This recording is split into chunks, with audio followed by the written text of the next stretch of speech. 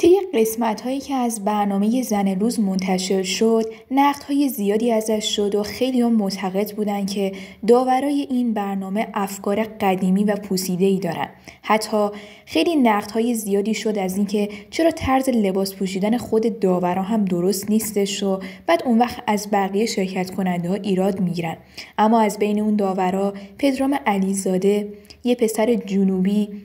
که تصمیم گرفت از رشته پرستاری انصراف بده و رشته طراحی لباس که همیشه علاقه بهش داشته رو انتخاب کنه و اولا از برندهای کوچیک شروع کرد و کم کم تونست به یکی از بهترین طراحا توی ترکیه و دبی تبدیل بشه و از طرفی هم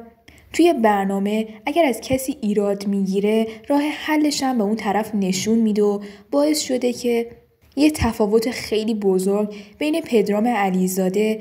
و بقیه داورا وجود داشته باشه و اینم محبوبیت این شخص و حرفه‌ای بودن توی کارش هست.